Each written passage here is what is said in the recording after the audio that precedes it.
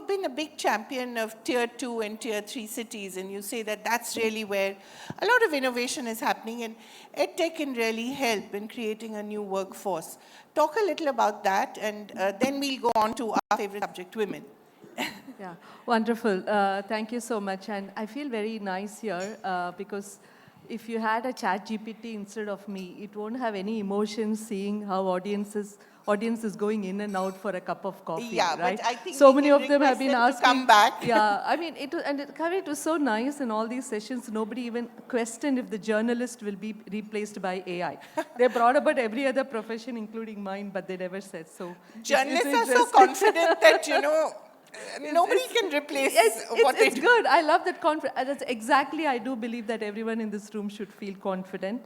And that's one of the reasons as to why we took work to where the workers are and move the work to talent hubs. I think somehow we should just stop calling this as tier 2, tier 3. Yeah, and I it brings agree. a lot of divide. My apologies. Yeah. My apologies. Because we just realized that all the urban cities today are born and have been wealthy. It's because 65% of the workforce have migrated from the talent hubs.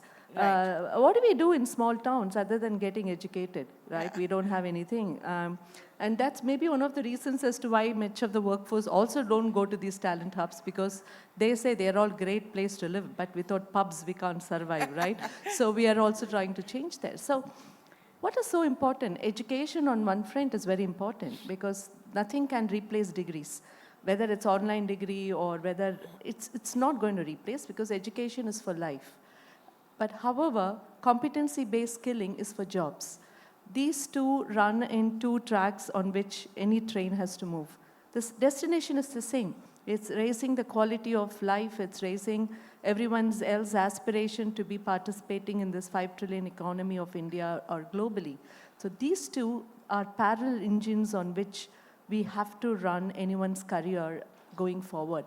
It's also because, Kaveree,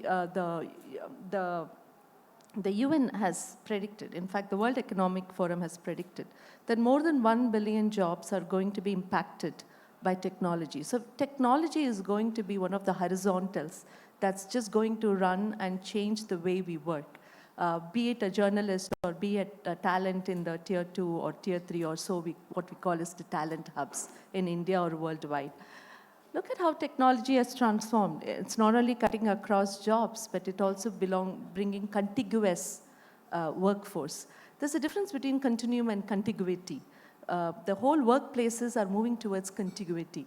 Kaveree and myself can sit anywhere and work anywhere. The customers may be elsewhere. Your workforce can sit anywhere. It's not about virtual. The places are becoming more on the meeting of minds rather than meeting of workplaces. So when we moved and when we started to work from these places, it was not just about branding, but also saying, how do we make everyone empowered in those cities to take up global roles?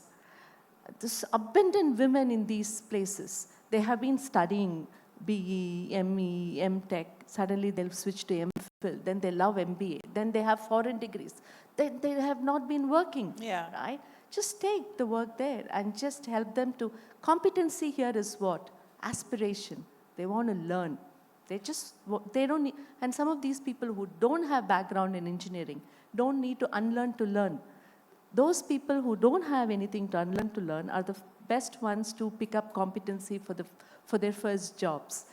So I think this is one of the radical moves that we did way back in 2015. So when the COVID struck and pandemic struck and everyone started to go back to their homes and be with their parents and the loved ones, we found that we are already there. Right. And we have the hubs, which was built through skilling and not just purely through the basic education and degree backgrounds. Right. I just need to add one more thing to this. It's also, the focus is on pedagogy. Yeah. So I have to mention that there's a lot of speakers and I see a lot of teachers also in this room. The line that you also talked about is Gurucool. I think the future is all about the gurus being cool. The gurus need That's to a be nice cool. one. Excellent. Right? Whether it is an education guru or a spiritual guru. Yeah. Because even if I go to a spiritual guru, I will go with a lot of answers already through my ChatGPT. Yeah. Because when I came to this forum, my creative agency, who partners with us for events like this, and my executive assistant who runs the office, they have nothing to do with EdTech. They went to ChatGPT and generated a lot of material for me running to 75 pages. But then I come here, and Kaveree throws a very different question. Yeah. How does ChatGPT cannot help you? Exactly. That's what I'm saying. There are many things which the gurus need to become cooler, Yeah. and they should be open to a lot more interesting, immersive, confident questions coming from Gen Z. So I think while the technology... Or my generation, why only Gen Z, yeah? Gen, Absolutely. Gen Everybody, EX. Gen E, Y, X, everyone.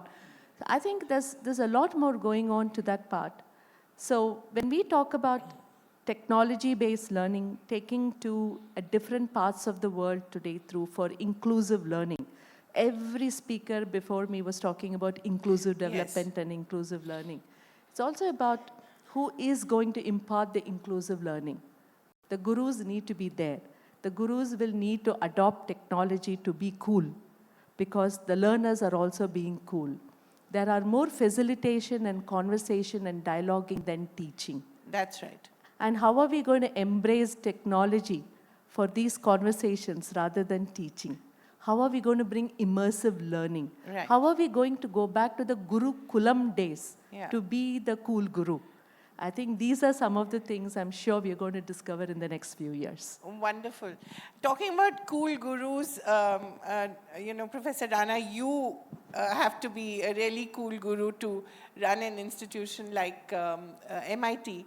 So what are the things, what are the curveballs that students throw at you which force you to re-examine the way, your own attitudes and your own way of teaching? Thank you for the question. So my background is actually I was a commander. Yeah, I in the believe you Indian were in the Navy. Navy, yes. For a very long time, 30 The years. moustache gives you away. Absolutely, absolutely. Thank you. And I came into academics only later, 2012. So this is like my 11th year, 12th year.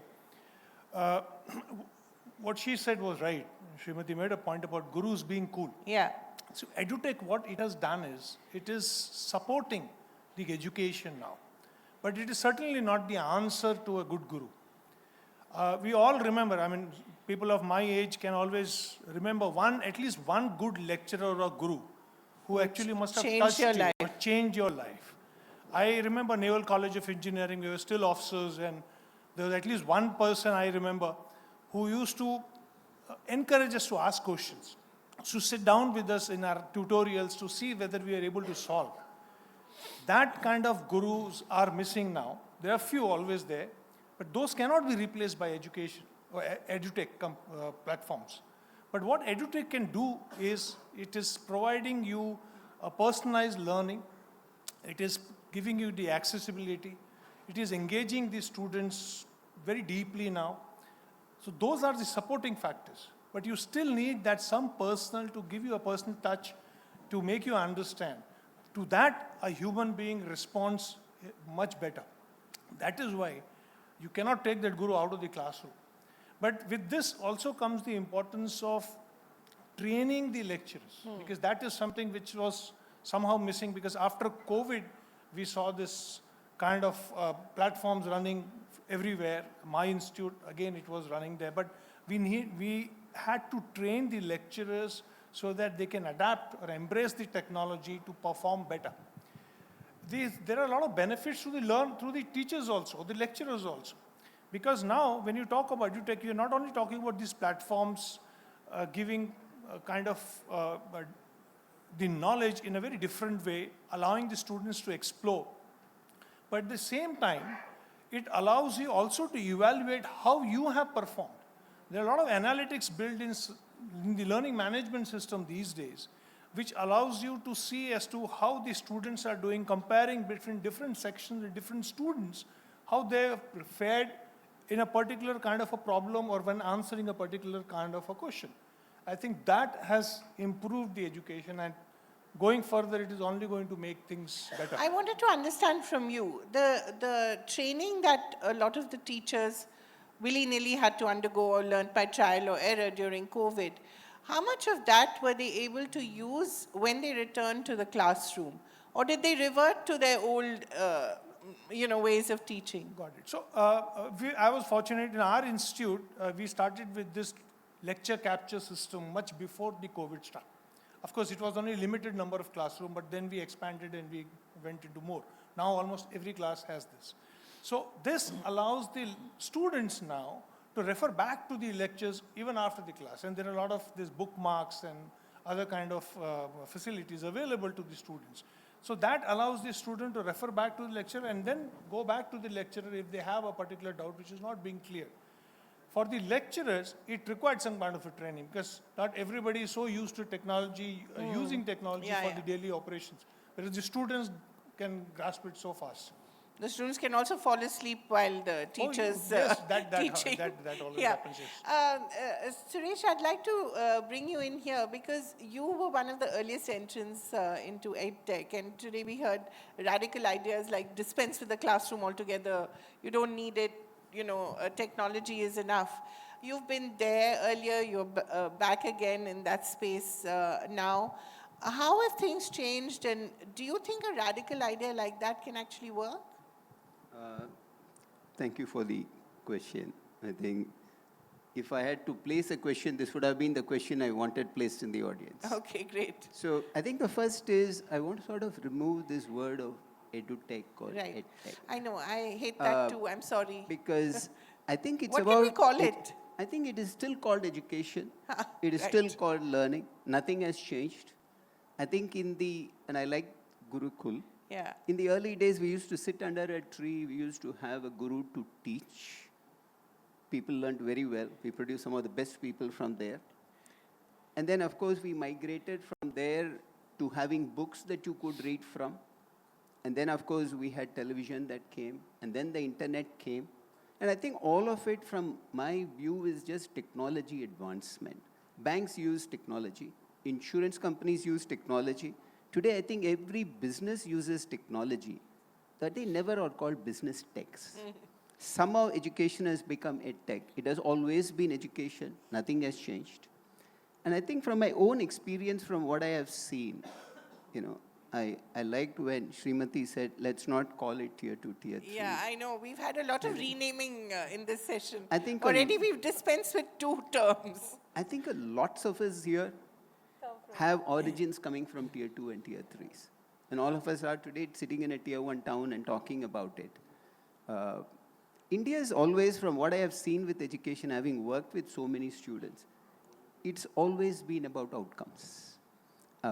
Many of us go through an education system not to learn about Fourier transforms and probabilities, but a view on the outcome. And I always keep saying that if somebody should tell that for somebody to get into an IIT, all you have to do is walk up Tirupati every day in the morning, walk back down in the evening, and do it for 2 years, and you will get into the top 100 ranks of JEE. I think a quota in Rajasthan will go empty, and Kir Tirupati will become full. I think that's one of the things that people look for in outcomes. And today you are finding a significant resurgence across all parts of India, because Indians have finally tasted the benefits coming from education and the outcomes. I think in any education system, wherever we use technology very optimally, the focus has to be a measurement of outcomes. Yeah, as a nation, we're obsessed with marks, right? I mean, we want, I think that's in our DNA, right? That's why we like KBC, we like anything that gives us this percentage, that percentage, this mark, these marks, that marks. I think there is a good and bad side to it. I think the recent guidelines that came out has clearly come out to be able to address some of those bad facets of what something like that can drive people to. But I think I like the system of education where there is a test because it brings in a flavor of objectivity. Otherwise, if it becomes subjective, then it calls to question many forums, many committees as to the selection process itself. Starting from the best exams in India, everything is about finally a test score. Yeah. How much weightage it gets is different, but that brings a lot of objectivity to it. I mean, for me, one of the best things that I saw with the NEET exams, for instance, it suddenly meant somebody who is at the lowest rung in the society can have a chance to get into an AIMS in Delhi, and all they had to do was just study. And that was not so much the case before. So I think tests and test scores are here to stay. How much weightage could change? So sorry, we digressed a bit. So what are the changes that you've seen in, let's not call it EdTech, but in technology-based learning? What are the changes you've seen in the past few years? I think technology has become a very important part in creating efficiency in our education systems. And my belief is that as one progresses from a preschool stage to a school to a college and further on in their careers, I think more and more technology can become very effective. Bringing in too much of technology into the schooling system somehow doesn't sit very well with me, because I always looked at schooling system as not just so much a place where you learn physics, chemistry, and math, but you actually learn life. That's Social where we skills, have our best friends from. That's where we had the fights. So I think technology has made changes in creating efficiency. Like you mentioned, the learning management systems, where today you have a way to measure the speed at which I'm able to assimilate a concept, which will allow me to customize my learning to each individual on a mass scale, which would have been very difficult earlier. And also a system of bringing an ability to create somebody who will teach and somebody who will mentor at the same time is today very much possible using technology on a mass scale, but customized to every individual's learning. Right. Srimathi, I want to bring you in here and ask you, you said the talent hubs have empowered a lot of people, the fact that you took work to the talent hubs. How have those empowered and informed your work? Yeah, so I actually head a business of learning and assessments platforms, and we run it globally. What do we learn when we work with diverse talent? The jobs today are evolving. Yeah. It's evolving. As we sit here, it's evolving. That's why I said the teachers need to be cool, gurus need to be cool, because their jobs are also evolving. A lot of people in the world, at least 60% of us in this room, will need to fit ourselves for a new purpose. So technology plays a very important role on how you learn and assimilate the new skills so that you fit yourself for a new purpose. In order to make whatever I'm saying may sound hypothetical, but that's where, when we started to work with diverse talent and ensure how they can get the right competencies to start careers, global careers in a company like HCL Tech, we realized what should be the pedagogy. A combination of technology and immersive learning with the support from facilitators who could be a combination of academicians and practitioners, industry practitioners, can actually help people to further in their careers. My humble submission, Kaveree, is there's a lot of hypotheses that we seem to be sitting on in this country, whether we should be go through formal education. Is the education really impacting people's lives? Can I skip attendance and be the first rank holder? Do marks really matter? But have you done any correlation studies? Have they been published anywhere?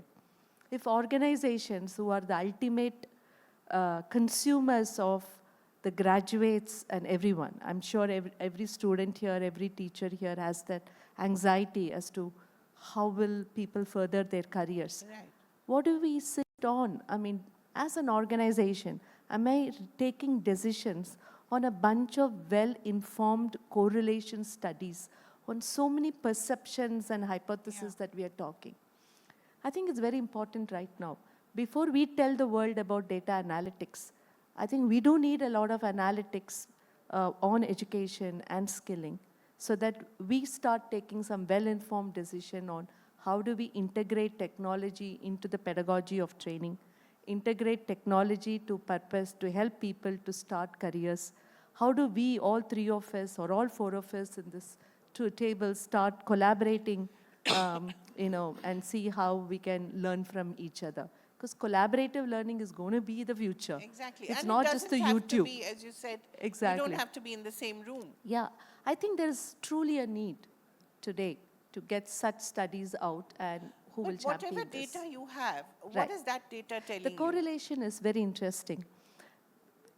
We started to skill high school students, completed students, called the HCL Tech B program, where we skill them for an entry-level job with HCL Tech, and further they take a work-integrated higher education program with Shastra, BITS, Pilani. The education, higher education is of course an online education, and thanks to all the very progressive thoughts of the education system in the country, online education is a professional degree today. The content of the program, the higher education program, reflects the career pathways that the students will have, or I would say the employees will Right. have. What is a correlation study we did? You don't need to have a STEM education to start up careers in tech streams.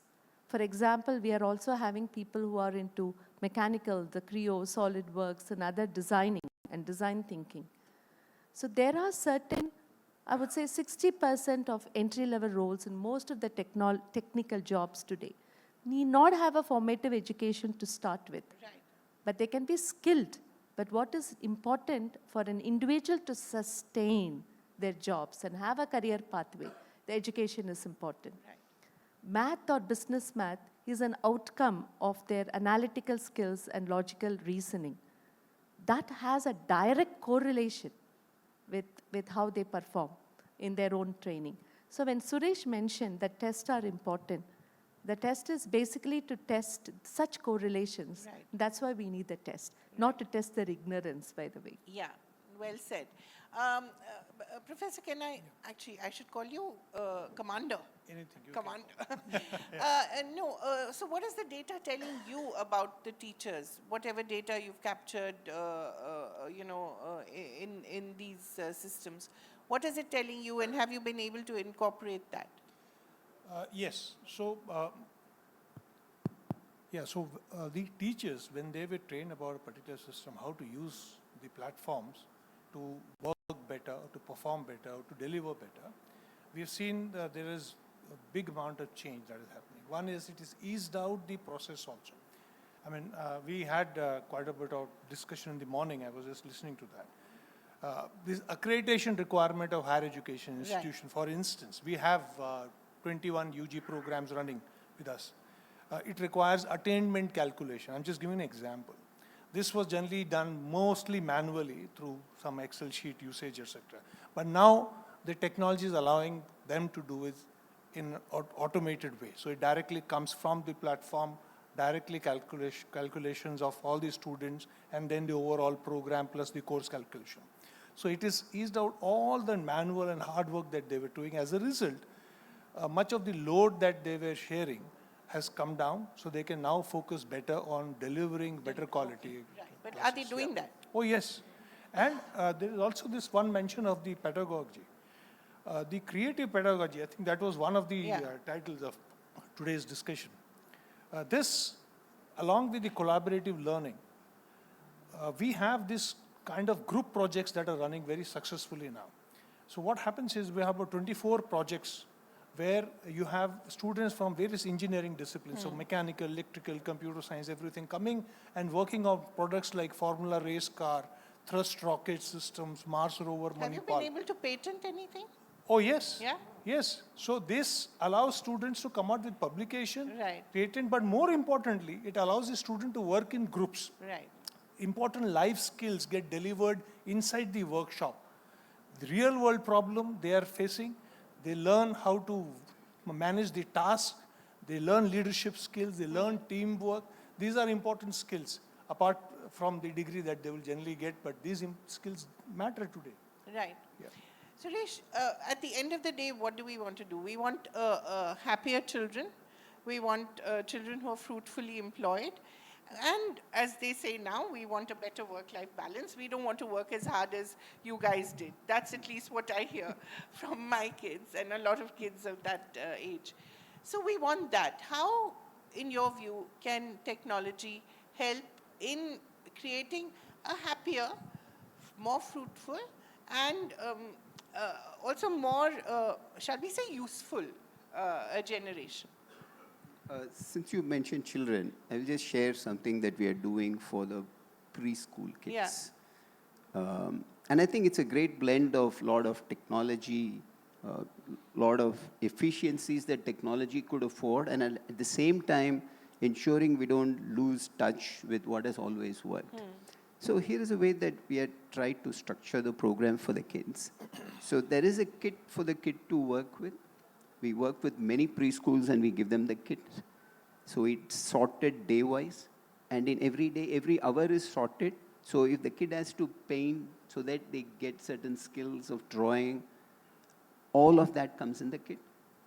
At the same time, for the teachers, we have an online recorded program which tells them what they need to do the next day, how do they use the kit, and how do they run with it. And there is an online forum for all the teachers who are in these preschools to get their doubts clarified from somebody. So we have brought in lots of online, which has made it very easy. But it's a touch and feel. That's when the kids develop a lot of haptic skills, grammar skills, and which is very critical. The kids just absolutely love it. The parents enjoy it. For us, it means we are able to guarantee a minimum quality of outcome because we control the pedagogy through online and giving them all these skills. On the other end of the spectrum, we are seeing a lot of exciting coming together of education institutions and professional bodies. So one of the programs I would like to mention is a program that we do where we integrate BCom with ACCA right at the college. So we had one of Sorry, what is ACCA? ACCA is a qualification that's accredited in UK, very similar to a chartered accountant that we have in India. And we had a significant demand coming from one of the big four where they said they needed 5,000 people. They're setting up a facility in the gift city. And we don't produce all of India 5,000 people. So we started working with one of the colleges where today the BCom is integrated with an ACCA program. So the kids who finish that BCom through that program, 70% of the requirement of ACCA is waived. And so they just need to do another 1 year and they are ready to work with the industry. So we are seeing lots of combinations of companies and professional bodies coming into colleges and universities, trying to work with different types of combinations to ensure that finally when they come out, they are industry ready. And I think that time for India has come. Right. Just the last question to all of you quickly. What is the one technology which you feel in the next 2 years, shall we say, maybe 2 years, maybe a year, is going to completely transform learning or even somewhat transform learning? It may be cliched, but it's going to be AI. Yeah. But it has A responsible to be, yeah. AI, and how I think the teachers, when you asked about happy students, I want teachers to be happier teachers because they're going to be clamored with a lot of, when they give any exams, when they give any questions. I'm sure there will be enough AI randomizers which will pick up these questions, put them into public, and already the students will be ready for those answers, for those questions. So it's very important for the teachers to now start becoming cooler and say, how am I going to test the students? So that they don't get answers in chat. For example, the tests are going to become more adaptive tests. Yeah. Even if you're going to have an assessment platform, you're going to have more adaptive tests. It may just check on the intelligence of the student and start getting more complex questions. So there are ways to use technology, adopt technology, AI especially, into learning. I think teachers will go crazy and they're going to have the best of their times in the coming years. And I'm very confident that teachers across all age groups will want to stay young and say how they can really twiddle around the AI and adopt it responsibly for teaching. Because you can't, what you resist will persist, Kaveree. So you can't resist AI. Yeah, you say may as well. You can simply train AI to become your friend. Yeah. And that's, I'm sure teachers will be the best because they've taught so many students. Yeah. I'm sure they can teach AI to perform better. Wonderful. I think we are going to be unanimous on this. It will be AI, generative AI, which is going to take the personalized learning to the next level. Right. This is what's going to happen. It's already happening. I think last year I met one young IIT Mumbai graduate in Bangalore who already has a startup, and we are trying his platform in our institute for English communication. And the kind of results that I'm getting, the feedback I'm getting is amazing. Really, from the students? Yes. Yeah? Yes. In what way? This improves the communication skills by allowing each student to interact with the platform individually in his own time. And the platform will point out the weaknesses, ask him to be creative on a particular topic, give him a choice, whether verbally or written, and then correct his communication that is done. Her or him. It's amazing. And Suresh? Yeah. I think like what Anil said, it is AI. I think the only thing that I want to mention for a lot of the teachers, and it's just, I used to use a lot of log tables in IIT. When I was going through IIT, log tables were the only ones allowed. Calculators were not allowed in the classrooms. Right. It was forbidden. Today we know calculators are used everywhere. But at that point it was forbidden because they thought people will not know how to use log tables, right? It has made all our life very, very efficient. So I think with the coming of AI, it's a fantastic But I tool. hope we don't forget to learn our tables. No, Those but are very important things, no? I think lots of people have gone beyond. I think today if you ask Sorry, somebody... I still remember tables in my nightmares. So I think with the coming of AI, I think it is just one more tool like a calculator. It is a fantastic add-on. I know there are some colleges and universities which don't allow the kids to use. And I have seen some universities which have embraced it so completely as an efficiency tool. I think just my word of advice is it is just like a calculator that replaces log tables, and the world is a much better place. We move much faster. AI is going to do the same thing, but that's going to be the one that's going to make big changes in the next 2 years. Wonderful. Thank you so much. It was a real pleasure to talk to all of you. And I've learned two things: talent hubs, not tier 2, tier 3 cities, and no more use of EdTech, and three things, and cool gurus rather than Gurucool. Thank you so much. Yeah, thank you. Thank you.